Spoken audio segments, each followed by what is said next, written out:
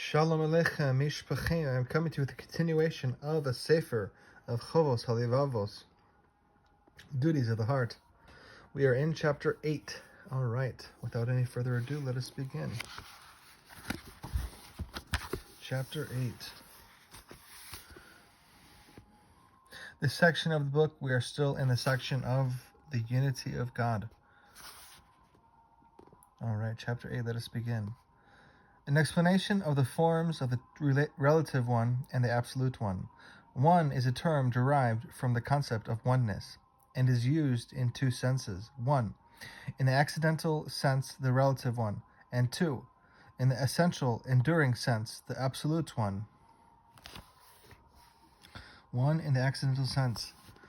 In the accidental sense as well, the term is used in two ways.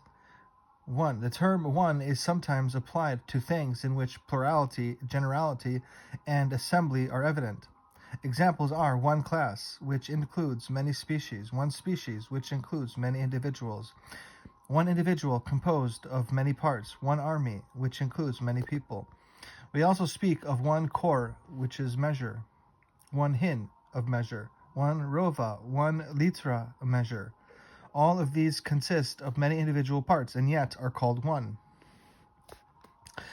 Each one of the things we have mentioned is figuratively called one, because the many individual parts that are included under that one name have one thing in common, and each one is called plural, because it includes many parts. When these many parts are separated from each other and isolated, each of the parts is then called one. In things such as these which we have mentioned, oneness is an accident. They are each, in a sense, one and, in a sense, plural. The second way the term one is used in the accidental sense is to refer to one individual thing, which does not appear to be plural or to include many parts, but which is plural in its essence, in that it is a combination of matter and form, substance and accident, and is subject to creation and destruction, division, metamorphosis, combination and separation, change, transformation, and association. All these are different manifestations of plurality. They are in contradiction with the idea of oneness. Thus, plurality exists in that thing which is said to be one.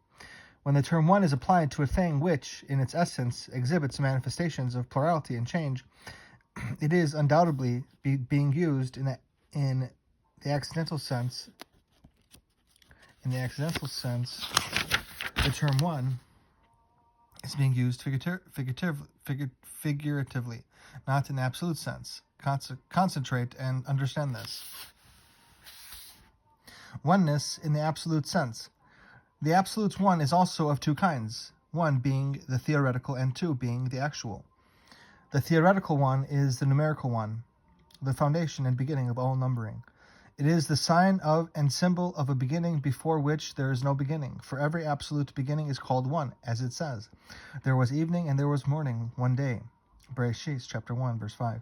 Instead of saying the first day, the verse says one day, because one is the term for any beginning before which there is no beginning.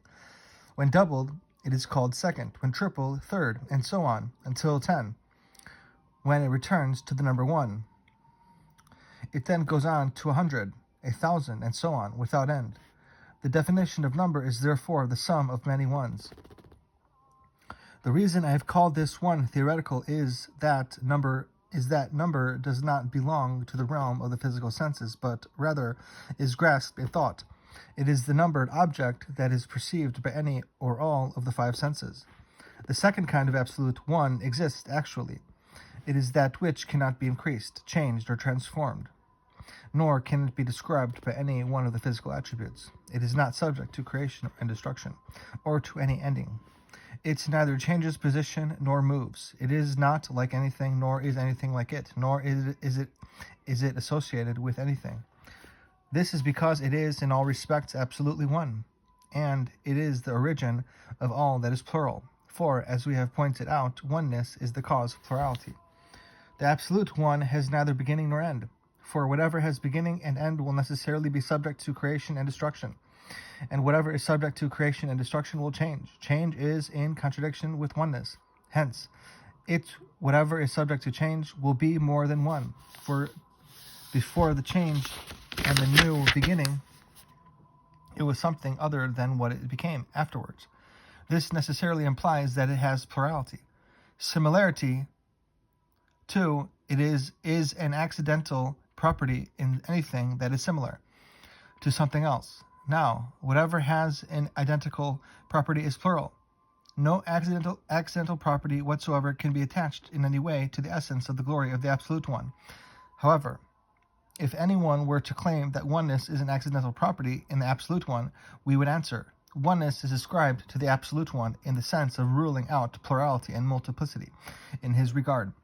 When we describe the One, we do so only in the sense of negating notions of plurality and multiplicity. But the Absolute One cannot be described in any way by a quality which affirms of the essence of his glory, plurality, change, or transformation. This completes our discussion of the Relative One and the Absolute One. Know this well.